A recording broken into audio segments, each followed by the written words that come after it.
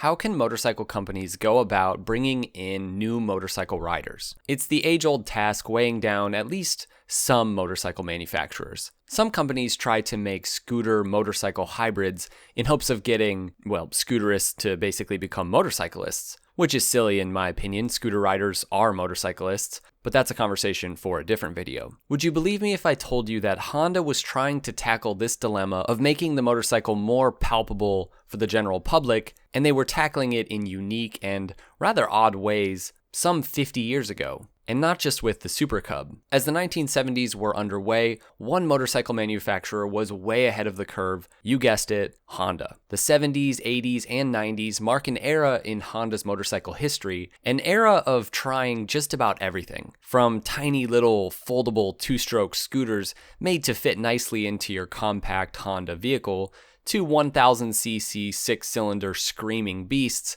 like the CBX. More often than not, Honda's odd endeavors were complete failures. That's just part of the deal when you are trying to innovate at every level. And it worked because the successes, though few, the moments where Honda really knocked it out of the park, they were so massive that they would essentially build the company into what it is today. And no other motorcycle personifies this spirit better than the strange Hondamatic. Unlike much of Honda's early history, where the technology would start in the motorcycle division and slowly carry over into their cars, this piece of engineering actually started with Honda's early compact cars. Perhaps the best known example to the general public would be the first generation Civic from the early and mid 70s, which came with a 2-speed Hondamatic transmission option. Now, the early car version of the Hondamatic wasn't exactly a true automatic. To drive it, you started out in first and then shifted up to second, and sometimes overdrive was available, but you could just take off in second if you wanted.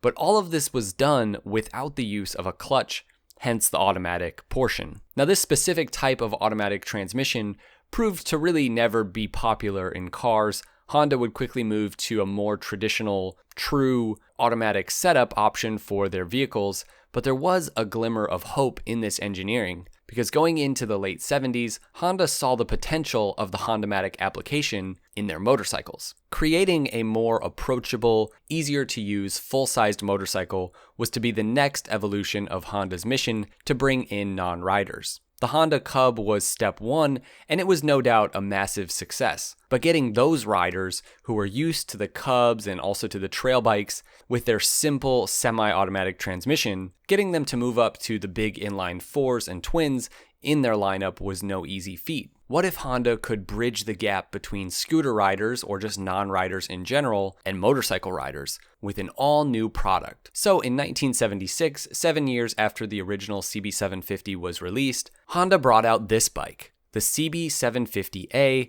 with A standing for awful. I mean, automatic. Yeah, automatic. Before we go over how they were able to make an automatic motorcycle though, you should know that the CB750A was not just a standard CB750 with a different transmission attached to it. It really was an all-new motorcycle. For starters, the overall design was changed from the previous generations of the Honda CB750, the 4-into-1 exhaust from the CB750F, or Super Sport as it was known, which had just come out. That exhaust was brought over to this model versus the 4-into-4 exhaust from the traditional CB750. The overall design language was more streamlined, in line with the Super Sport. A grab bar was added to the new seat, new side covers, larger fenders, and interestingly enough, the gauges were changed. The tach was completely ditched, but the speedo did show top speeds for each of the 2 gears. The compression was lowered for the engine, which, along with the smaller carbs and 4-into-1 exhaust, the power ended up basically being down quite a bit, but the low-end torque was up, and so you had kind of a different curve in terms of power. And all of this was essential for them to be able to fit what is known as a torque converter. And this gets us right into the meat of what's happening with Honda's automatic transmission. Because what the heck's a torque converter? On manual transmissions, you have a clutch. The clutch essentially engages and disengages the connection between the engine, basically the flywheel, and the drivetrain. With automatic transmissions, the torque converter is essentially doing the work of the clutch for you. It basically isolates the engine power and transmission when the brakes are applied. There's quite a bit more to it than just that, but that really is the gist of it. The engineering behind how this works really is pretty brilliant. But how this transmission works for the rider is that it's basically the same as that early Civic. You have 2 gears, or 2 speeds as you could call them. Think of it as, low and high gear. And again, you can just stay in that second gear all the time if you want to take off with basically the same amount of speed. Obviously, first would be needed when climbing hills, and first was much better in the twisties and in traffic. And first will do all the way up to 60 miles per hour, or at least that's what the speedo tells you, you should shift by. You also have a neutral, but again, you can throw it into first or second and just sit there. There's no need for a clutch, and then you can just take off. So in terms of use in traffic and ease of use, it really was pretty amazing. You can literally ride a CB750A with one arm. I actually grew up riding Honda 3-wheelers. Don't judge my parents. Although I'm pretty sure Honda 3-wheelers were banned in America. Like, Honda wasn't allowed to sell them anymore at that point, but hey, we rode them. Anyways, growing up riding these machines, I'm somewhat familiar with how this works because it's pretty much the same thing.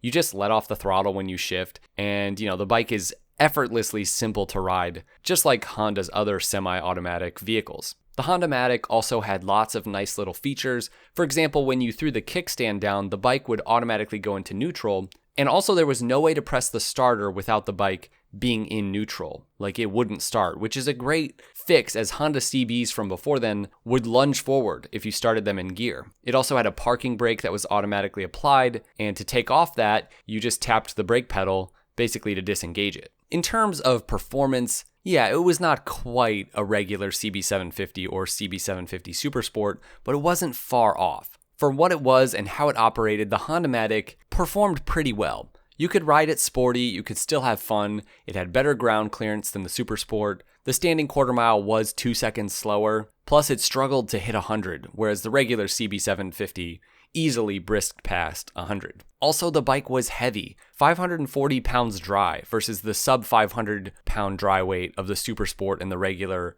CB750 K6. The CB750 had already been a big heavy bike though, especially for smaller or newer riders, and this meant that Honda's goal of reaching newer riders with the CB750A just was not going to happen. The bike was much more suited to older riders, that's what testers found. Just 2 years later, with few models sold, the CB750A was nothing short of an utter failure for the company. But just as the big Hondamatic met its demise, Honda decided to take one more stab at the concept of an automatic motorcycle with the CB and CM 400A. Now, in terms of how it operated, the system was basically the same. This was a smaller twin, but in comparison to its fraternal twin, the CB400T, it was again the disappointing and rather ugly child in the Honda family. Power was down, there was no getting around this for the automatic, and it fell to many of Honda's odd styling decisions at that time. 2 words for you: Comstar wheels. But in the end, even in Honda's own lineup, the Hondamatics were significantly more expensive, significantly slower, and significantly heavier, so the recipe just wasn't good. I would like to say that the Hondamatics were ahead of their time in terms of the idea and the engineering and execution behind it. Obviously they were, but yet this idea of making an automatic motorcycle, though it still applies in some ways even within Honda's lineup today, it's never really taken off as a method to bring in new riders or attract non-motorcyclists. Even today, a better way of attracting new riders with simpler, easier to use machines can be seen from Honda with the likes of the Navi. It's still small, it's lightweight, it's affordable, and there's no clutch. But in 1976, when the CB750A was unveiled, or even in 78 when the CB400A came out, a prospective rider could pick up a CB125 brand new for like $500. And yes, they would have to learn how to operate a proper clutch, but isn't that part of the appeal with motorcycle riding? Hasn't riding a motorcycle always been cool and desirable, in part because it is a mechanical thing? It takes a certain level of skill that nobody naturally has. If you've never operated a clutch, you are not just going to know how to ride a motorcycle. It's like being able to play a guitar or skateboard. You don't just have it, and a big part of what makes it cool and appealing is that you're showing you have developed a skill through hard work, and that's why you're able to do it. And so for me, It feels like something like the Honda Grom is a much better tool for bringing in new riders than, automatic motorcycles like the Hondamatics or even the Navi. With the Grom, you can have a small, affordable, lightweight, cool, fun little motorcycle that you can learn on and ride around town and have fun with your friends. Maybe you can, form a small gang and commit some petty crimes and get away on your tiny motorcycle. It's just a good recipe. Now, it is true that over time, motorcycles have become simpler and, shall we say, more automatic. You don't have to pump oil into the engine or adjust your spark timing while you ride. We have safety features that take over in the event of a potential accident. But there's one thing that's stuck, for the most part, in motorcycles, and that's the clutch. Using a clutch in a manual transmission car is fun. Using a clutch on a motorcycle is even more fun. Part of the reason for that is because of how tactile it is. It's right there in your hand versus a car where the clutch is operated by your foot, through a shoe or a flip-flop. And so you're even more in tune with the motorcycle. The clutch gives you a sense of connection with the machine. You can feel its power controlled beneath you from that lever in your hand. I've always said that, one of the main reasons I like to ride is because of the clutch. Because I'm not out here trying to go fast, I'm not trying to put down tons of miles, and I ride an old motorcycle that I like to work on. And for me, all of this, but especially the clutch, has a sort of therapeutic power.